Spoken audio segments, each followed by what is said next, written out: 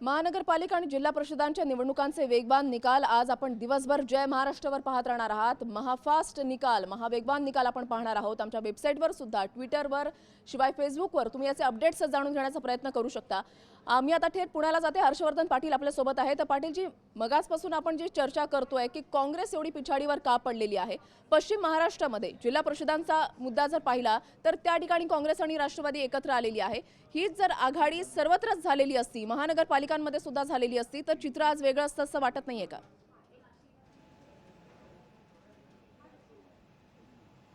नाही, आपण आता हा जो काही जो एक्झिट पोलवरती आपण चर्चा करतोय आणि मला वाटतं आता थोड्या काही अवधीमध्येच आता निकालाला सुरुवात होईल आणि निश्चित पश्चिम महाराष्ट्रामध्ये आणि विशेषतः जिल्हा परिषद पंचायत समितीमध्ये काँग्रेस आणि काँग्रेसच्या खालोखाल राष्ट्रवादी हे निश्चितपणानं महाराष्ट्रामध्ये समविचारी पक्षालाच लोकांनी कौल दिलेला आहे।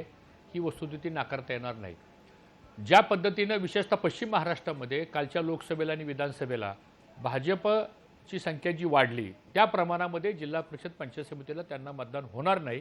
कारण पश्चिम महाराष्ट्र हा आपल्या राज्यातला एक प्रगत भाग आहे आणि इथं प्रामुख्यानं शेतकरी वर्ग हा प्रमुख आहे, सहकारी चळवळ हा दुसरा मुद्दा आहे आणि तिसरा मुद्दा असा आहे की डेव्हलप्ड एरिया असल्यामुळं एखादं सरकारचं धोरण चुकलं की त्याचं पहिलं रिॲक्शन रिफ्लेक्शन या भागामध्ये लोकांना सहन करावं लागतं आणि म्हणून लोकांचा पूर्णपणे या निवडणुकीमध्ये भारतीय जनता पक्ष आणि शिवसेनेच्या विरोधात मतदान करण्याचा कौल आहे। दुसरा मुद्दा मला इथं प्रामुख्यानं सांगायचा आहे की ठीक आहे, आता हे सत्तांतर झालं, साहजिकच आम्ही विरोधी पक्षाच्या भूमिकेत आहोत, परंतु काँग्रेस पक्ष आता संपला, अधोगतीला गेला, आता काँग्रेस पक्षाचं काय राहिलेलं नाही, हे जे काय वक्तव्य केलं जातं ही वस्तुस्थिती चुकीची आहे।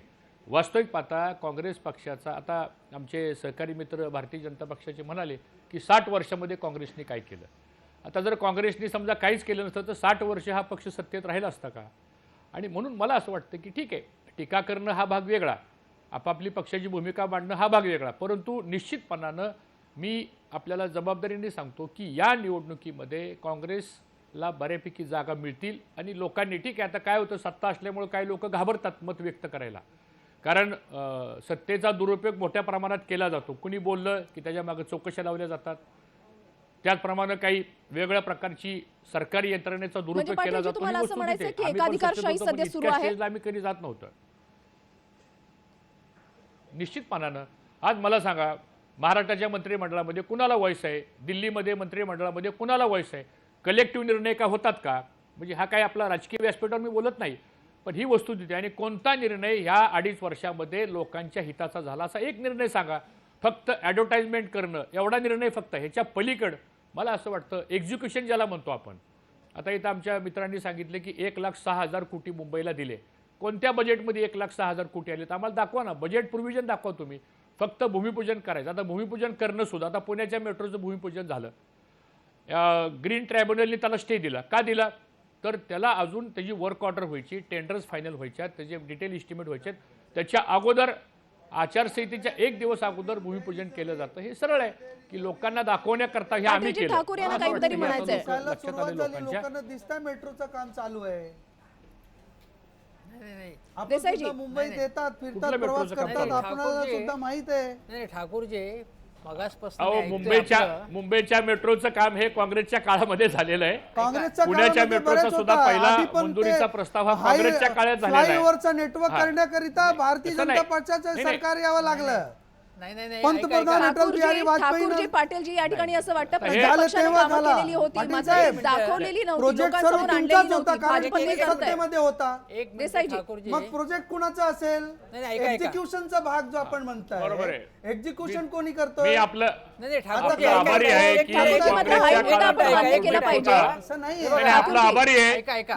हर्षवर्धन पाटील आता अत्यंत योग्यपणे म्हणाले की आवाज बंद पाडण्याचा प्रयत्न कसा केला जातो याचं प्रत्यंत आपण आता बघितलं। आता मुद्दा असा आहे की हे म्हणतात की काहीही काँग्रेसने केलं नाही 60 वर्षामध्ये, म्हणजे जर तुम्ही काहीही केलं नाही, मी म्हटलं काय केलं, मग काय केलं ते सांगायचं अर्थच आहे, काही केलं नाही। काय केलं तुम्ही ऐका, सांगतो ना मी, सांगतो ऐका, तुम्ही ऐका त्यांना किती त्रास होता, काँग्रेसने का नाही केलं तो प्रोजेक्ट? सांगतो एलिव्हेटेड रेल कॉरिडॉरचा प्रोजेक्ट ऐका सुरू झाला। ऐका हे बघा, 60 वर्षामध्ये थोडंफार काँग्रेसने केलेलं आहे हे तुम्ही मी तसं कधीच नाही म्हटलं की काहीच नाही केलं. ठाकूरजी, आपण देसाई मी यांचं म्हणणं विचारत होतो ऐकून की घेऊया. काय केलं मुंबईत? ठाकूरजी, आपण आता देसाई मलाही यांचं बोलून म्हणणं द्यायचं ऐकून नाही का? असं आपल्याला हा, वाटतं. तर जर ऐका का- ऐका ऐका ऐका ऐका आता माझं ऐकून ऐका घ्या, ठाकूरजी पूर्णपणे ऐका ऐकून घ्या. माझं. ठाकूरजी ऐकून घ्या. चालणार नाही ही अशा प्रकारची दादागिरी. एक साधी गोष्ट अशी आहे की मोनो असेल, मेट्रो असेल, ब्रीम स्टोअर्ड प्रोजेक्ट, अनेक प्रोजेक्ट काँग्रेसच्या काळामध्ये झालेले आहेत. हे लक्षात घेतलं पाहिजे. मुंबईची लोकसंख्या प्रचंड वेगाने वाढली. मुंबईचं एकूण नगर नियोजन, शहर नियोजन त्या काळामध्ये ज्या प्रकारे व्हायला पाहिजे होतं त्या पद्धतीने झालं नाही.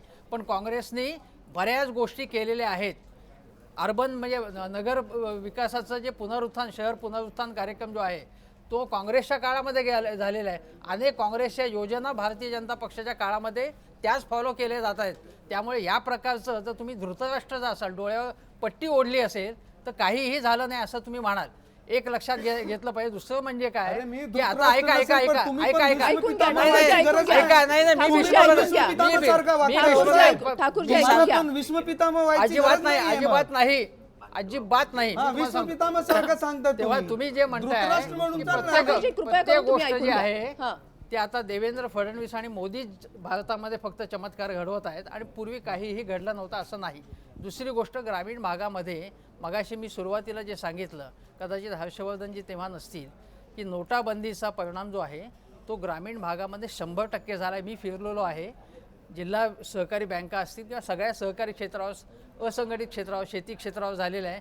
शेतमालाचे बाजारभाव चांगल्या प्रकारचे मिळत नाही, तुरीपासून सोयाबीनपर्यंत. या सगळ्या मुद्द्यांचा परिणाम जिल्हा परिषदेच्या आत्ताच्या निवडणुकीमध्ये जाणवल्याशिवाय राहणार नाही. तेव्हा त्याची दखल आपल्याला घ्यायला लागेल. मुद्दा असा आहे, भाजपा मुद्दा एक असा आहे की नंबरचा पक्ष झाला. मुद्दा असा आहे नोटाबंदीचं प्रकरण की- त्याचा मुद्दा असा आहे, आधीच बघा, आहे. मान्य आहे. मुद्दा मात्र असा आहे. प्रत्येक ठिकाणी नोटाबंदी एकच नंतर ऐका, ऐका, मात्र ऐका. प्रत्येक निवडणूक ठिकाणी झाला, एकच मोजपट्टी निवडणुकामध्ये लावून चालणार नाही. एक ठाकूरजी नंबरचा ऐकून पक्ष घ्या. राहिलेला आहे. ठाकूरजी ते ऐकून घ्या. विसरता मला कामा ऐकायला नये. ठाकूरजी ऐकून घ्या. भाजप नंबर 1चा पक्ष आहे, मात्र प्रत्येक ठिकाणी 30 मोजपट्टी लावून चालणार नाही. हे हां, सुद्धा बरोबर. मान्य करावं लागेल. हे बरोबर आहे. आणि दुसरी गोष्ट अशी की आता फक्त आपण काँग्रेसचं काय झालं, काँग्रेसचं काय झालं असं न विचार करता बाकीचे पक्ष सुद्धा आहेत बरोबर. त्याच्यामध्ये. त्याचेही मुद्दे आपल्याला घ्यायला लागतील. आणि मुख्य म्हणजे काय आहे की मुंबई महापालिकेच्या वरती आपण जर आलो तर मुंबई महापालिकेने पक्षाच्या पलीकडे विचार सांगतो की जे बजेट असतं म्हणजे 37,000 कोटीचं बजेट आहे. हां. आता प्रत्यक्ष जे खर्च होतं ते 40%, 39%, 37%, 42% एवढंच खर्च होतं. ते का खर्च होऊ शकत नाही? समजा 100च्या पैकी 100% खर्च कधीच होत नाही, पण किमान एक 70% तरी खर्च व्हायला पाहिजे नाही रक्कम. 70-75% त्या याच्यामध्ये एक नियोजन कमी पडते. म्हणजे सेना असो, भाजप असो, कोणी असो, पण हे नियोजन म्हणजे लोकांच्यासाठी केलेलं बजेट जे आहे ते नीट खर्च झालं पाहिजे. आणि तो पैसा लोकांच्यासाठी असलेल्या वेगवेगळ्या योजनांवरती, कार्यक्रमावरती नीट प्रकारे खर्च झाला पाहिजे. तो होत नाही. आणि मुंबई महापालिकेमधला कारभार जो आहे तो चांगला आहे असं कोणी म्हणणार नाही. भ्रष्टाचार सोडून द्या, पण लोकांचे प्रश्न जे आहेत, साधी गोष्ट म्हणजे मुंबईमधल्या फेरीवाल्यांचा प्रश्न जो आहे तो सोडवण्यामध्ये, म्हणजे फेरीवाला क्षेत्र आणि ना फेरीवाला क्षेत्र, तो सोडवण्यामध्ये यश आलं नाही. मुंबईमध्ये ज्या काही झोपडपट्ट्या दुमजली होत आहेत, तिमजली होत आहेत, त्यांना आगी लागत आहेत, पुन्हा तिथे झोपडपट्ट्या आहेत. त्याच्यावरती राज्य सरकार आणि मुंबई महापालिका हे एकमेकावरती जबाबदारी ढकलून मोकळं होत आहे. हा एक महत्त्वाचा मुंबईचा प्रश्न आहे. मुंबईमध्ये घरांचा प्रश्न आहे, जो मुंबईमध्ये स्वच्छ पाणी मिळत नाही अनेक ठिकाणी. मुंबईमध्ये उंदीर, घुशी ठिकठिकाणी दिसते, त्यामुळे रोगराई प्रचंड वाढलेली आहे. हवेचं प्रदूषण जे आहे मुंबई महानगरपालिकांचा मुद्दा तर आहेच, मात्र देसाईजी या ठिकाणी महत्त्वाचा आता जो आहे तो जिल्हा परिषदांच्या निवडणुका सुद्धा, त्या सुद्धा आपल्याला त्याच्याकडे सुद्धा लक्ष द्यावं लागेल. जिल्हा परिषदांच्या निवडणुकांमध्ये जसं आता मी उल्लेख केलेला होता, आपल्यासोबत वरिष्ठ पत्रकार जयंत माइंडकर सुद्धा आता जॉईन झालेले आहेत. माइंडकर सर, जिल्हा परिषदांच्या निवडणुका किती मोठा रोल प्ले करू शकतात? जिल्हा परिषदांच्या निवडणुकांना मिनी विधानसभा निवडणूक असं म्हटलं जातं. आणि ही वस्तुस्थिती आहे की समजा पुण्यापासून कोल्हापूर, सोलापूर, सांगली या भागात NCPचा मोठ्या प्रमाणात वरचष्मा असतो. मग अशी उल्लेख झाला की सर्व आपणही म्हणालात की विदर्भ, मराठवाड्यात सगळीकडे ही युती झाली असती, तर ही वस्तुस्थिती आहे की विदर्भ आणि मराठवाड्यात त्यामानाने NCPचं काही अस्तित्व नाही. परंतु ही युती होणं न होणं प्रत्येकाला स्वतःचा पक्ष वाढवण्याचा अधिकार असतो. आणि ज्या काही 35 जिल्हा परिषद आहेत त्याच्यातलं रिझल्ट जर का पाहिलं तर आपल्याला असं लक्षात येईल की जसं मगाशी म्हटलं गेलं की लोकसभेची 2014ची पुनरावृत्ती पुन्हा होणार नाही असं हर्षवर्धन पाटील म्हणाले, ती वस्तुस्थिती आहे. नोटाबंदीचा इफेक्ट तर झालेला आहेच. आणि जिल्हा परिषदांमध्ये ग्रामीण भाग हा अजूनही खराखुरा काँग्रेस किंवा राष्ट्रवादी काँग्रेस यांच्याचकडे राहिलेलं आहे असं दिसून पडेल. मात्र मला आठवतं की 1992 साली अगदी जेव्हा 27 की 28 जिल्हा परिषदा होत्या तेव्हा सर्वच्या सर्व जिल्हा परिषदा या काँग्रेसकडे होत्या. तसं राहणार नाही. या 35 पैकी असं होऊ शकतं कदाचित की आपल्याला 20 आणि 15 असा एक रेशो पाहायला मिळू शकतो. एक पॉवरफुल अपोजिशन तयार झालेलं आहे असं दिसू शकतं. पण काँग्रेसचाच जिल्हा परिषदेत वरचष्मा राहील. जसं मगाशी ठाकूर म्हणाले की नगरपालिकांमध्ये आमचा पक्ष मोठा आहे, ठीक आहे नगरपालिकांमध्ये, कारण भाजप हा शहरी पक्ष मानला जातो. आणि तरीसुद्धा ग्रामीण भागात काँग्रेस आणि राष्ट्रवादी या दोघांचाच वरचष्मा राहील. 20 आणि 15चा रेशो राहू शकतो. सावंत सर, तुम्हाला काय वाटतं? नाही, थोड्या वेळापूर्वी जी आपली चर्चा सुरू होती की काँग्रेसने काही ह्या देशासाठी किंवा राज्यासाठी केलं आहे की नाही, फक्त काँग्रेस कुठे कमी पडली हे थोडंसं मी हर्षवर्धन पाटील थोडंसं व्हॅल्युएट करतो की काँग्रेसने म्हणजे कामं केली मात्र त्याची जाहिरातबाजी केलेली नाही, होर्डिंगबाजी केली नाही, जी आता भाजपा करते आहे. म्हणजे एक उदाहरण दाखल सांगायचं झालं तर धुळ्याला जे आपले आमदार आहेत शिरपूरचे अमरीश पटेल यांनी शिरपूर पॅटर्न नावाखाली जे काय पाणी अडवा पाणी जिरवा हे एवढं मोठं काम केलं, त्याचं क्रेडिट काँग्रेसने घेतलं नाही. मात्र लोकसभा च्या निवडणुकीमध्ये 2014 साली ज्यावेळी पराभव झाला त्यानंतर पृथ्वीराज चव्हाण यांना त्याची उपरती झाली आणि त्यानंतर त्याने ते वेगळं नाव देऊन ते सुरू केलं. मात्र त्यानंतर आता फडणवीस सरकारच्या काळामध्ये ते एवढ्या पद्धतीने चांगलं काम झालेलं आहे आणि सुदैवाने पाऊसही चांगला पडला. त्यामुळे त्याचं मार्केटिंग म्हणजे भाजपकडे जी गोवेल्स नीती आहे की मार्केटिंग करणं, कुठल्याही गोष्टीचं मार्केटिंग करणं, त्यामध्ये काँग्रेस कमी पडली. म्हणजे चांगली कामं केली मात्र ती लोकांपर्यंत नेलेली नाही असं मला प्रामाणिकपणे वाटतं. आणि जसं माइंडकर सर म्हणाले की या 2014 नंतर जे काय विधानसभा निवडणूक झालेल्या आहेत किंवा नुकत्या झालेल्या नगर परिषदेच्या निवडणुकीमध्ये काँग्रेसने चांगली कामगिरी केली आहे. 900हून जादा जागांवरती त्यांचे नगरसेवक निवडून आलेले आहेत. बहुतेक परिषदांवरती त्यांचा झेंडा आहे. मात्र त्यांची कामगिरी ही जास्तीत जास्त मार्केटिंग किंवा होर्डिंगवरती न दिसता ती लोकांपर्यंत दिसली. आणि भाजपने मात्र जास्तीत जास्त होर्डिंगवरती आणि मार्केटिंगवरती, आताही जर मुंबईमध्ये जर आपण ज्यावेळी प्रचार संपला त्यावेळी जे काय होर्डिंग लागली होती 3 होर्डिंगच्या मागे शिवसेनेचं 1 होर्डिंग होतं. काँग्रेस आणि NCPचं कुठे होर्डिंगही दिसत नव्हतं. त्यामुळे भाजपने त्यामध्ये नंबर 1 राहिले की मार्केटिंग फंडा हा जास्तीत जास्त वापरला. त्यामुळे लोकांना असं वाटायला लागलं की भाजपच्या काळामध्ये सर्वाधिक भाजपचा जोर याच्यावरच राहिलेला आहे की मार्केटिंग कशा पद्धतीने चांगलं केलं जाईल. म्हणजे छोट्यातलं छोटा उद्घाटन जरी असेल तरी त्याचं मार्केटिंग 4 दिवस अगोदरपासून कसं होईल याकडे भाजपनं जास्त भर दिलेला आहे.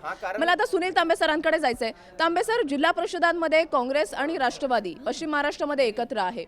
चांगलं काम राष्ट्रवादी करतेय. मगाशी हर्षवर्धन पाटील यांनी जसं सांगितलेलं होतं की त्यांनी पिंजून काढलेलं आहे महाराष्ट्र, प्रत्येक ठिकाणी ते गेलेले आहेत, चांगली ताकद आहे त्या ठिकाणी. मात्र हे टिकवण्यामध्ये कुठेतरी ते मागेही पडतायत, हे सुद्धा नाकारून चालणार नाही.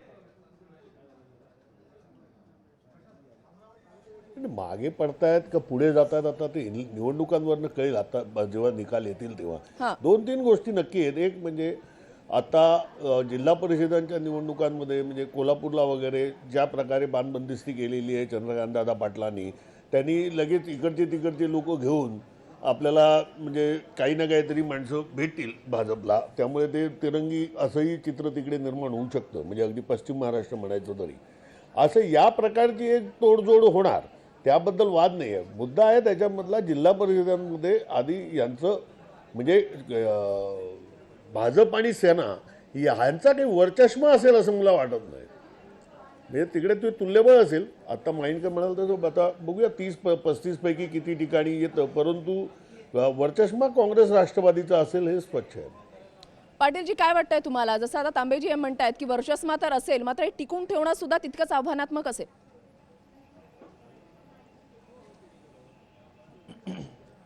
नाही, याच्यामध्ये 2 गोष्टी महत्त्वाच्या आहेत. एक तर या 2-2.5 वर्षामध्ये आता मतदारांचा पूर्णपणे भ्रमनिराशा झालेला ह्या सरकारबद्दल हा. आणि ही गोष्ट खरी आहे की आम्ही खूप चांगली कामं केली पण मार्केटिंगमध्ये आम्ही कमी पडलो, ही मान्यच करावं लागेल. कारण आताचा काळ हा मार्केटिंगचा काळ आहे आणि कदाचित सत्ताधारी पक्षातले प्रमुख त्या मार्केटिंगमध्ये एक्सपर्ट असल्यामुळे थोडंसं ते मार्केटिंगमध्ये पुढे गेले. आता मतदानाच्या टक्केवारीमध्ये जर आपण बघितलं तर जिल्हा परिषद पंचायत समितीला आणि विशेषतः ग्रामीण भागामध्ये काँग्रेस राष्ट्रवादी ह्याच समविचारी पक्षाला लोकांनी प्रेफर केलेलं आहे, हे आम्हाला साधारणतः जाणवतं आहे. आता निकाल तर लागेलच काही क्षणामध्ये, परंतु एक गोष्ट निश्चित आहे की आता हे सरकार ग्रामीण भागाच्या जनतेच्या विरोधामध्ये आहे, हा एक आता मेसेज लोकांच्यापर्यंत गेलेला आहे, हे नाकारून चालणार नाही. आता सहकारी संस्था ह्या आर्थिक परिवर्तन करणाऱ्या संस्था आहेत. आता उदाहरण जिल्हा बँकेचा इथं मगाशी उल्लेख केला, खरंच इतका त्रास झाला आहे. आजही शेतकऱ्यांना दुधाचं पेमेंट बँकेतून मिळत नाही आणि जरी 24,000 रुपयापर्यंतची जरी मर्यादा आपण ठेवली असली तर त्या जिल्हा बँकांना रिझर्व्ह बँकेकडून कॅश उपलब्ध करून दिली जात नाही. ही वस्तुस्थिती आहे पतसंस्थेची. आता कुणी गैरव्यवहार केला असेल तुम्ही त्याला फसावं लागतं. पाटीलजी, तुमच्याकडे या मुद्द्यावर येणारच आहोत. मात्र आता एक मोठी आणि महत्त्वाची बातमी आपल्यापर्यंत पोहोचते, ती आता पाहणार आहोत. नक्कीच महापालिका आणि जिल्हा परिषदांचा निकाल अवघ्या काही तासात स्पष्ट होणार आहे. मात्र एक ब्रेकिंग न्यूज आहे, ती आपण इथे या ठिकाणी पाहणार आहोत. अमरावतीमध्ये रीटा पटोळे बिनविरोध, एक मोठी बातमी आपण या ठिकाणी पाहत आहोत. रीटा पटोळे भाजपच्या उमेदवार आहेत.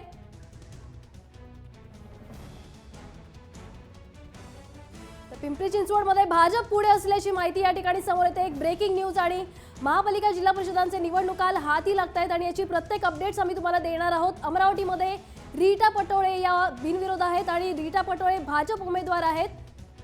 तर पिंपरी चिंचवडमध्ये भाजप ही पुढे असल्याचं दिसतंय. एक मोठी बातमी आपण या ठिकाणी पाहत आहोत. तर रीटा पटोळे या बिनविरोध निवडून आल्यात. एक पहिली अपडेट्स, पहिला निकाल जो आहे तो आपण जय महाराष्ट्रवर या ठिकाणी देत आहोत. भाजपच्या उमेदवार आहेत रीटा पटोळे आणि त्या या ठिकाणी बिनविरोध निवडून आल्या आहेत. जसजसे निकाल हाती येत आहेत तसतशी मतदारांची तसंच उमेदवारांची धाकधूक जी आहे ती पडायला लागली आणि या ठिकाणी निकाल जे आहे ते हळूहळू यायला सुरुवात झाली आहे. दुपारपर्यंत सगळेच निकाल स्पष्ट होतील आणि यात कोणता पक्ष बाजी मारेल याकडे सगळ्यांचं लक्ष लागलंय. दरम्यान पहिले जे निकाल हाती आले ते म्हणजे पिंपरी चिंचवडमध्ये या ठिकाणी भाजपचे उमेदवार रीटा पटोळे या बिनविरोध निवडून आल्या. अमरावतीमध्ये रीटा पटोळे या बिनविरोध निवडून आले. तर एक मोठी बातमी आपण या ठिकाणी पाहत आहोत. पिंपरी चिंचवडमध्ये भाजप पुढे आहे.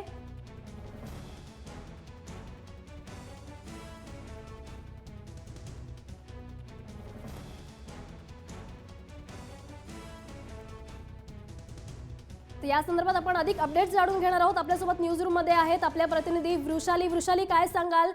अमरावतीमध्ये रीटा पटोळे या बिनविरोध निवडून आल्यात, भाजपच्या उमेदवार आहेत, त्या काय सांगाल? बरोबर आहे. जर भक्ती पाहायला गेलं तर या ठिकाणी भाजपचे प्रवक्ते आपल्या सोबत आहेत, त्यांच्याकडूनच जाणून घेऊयात.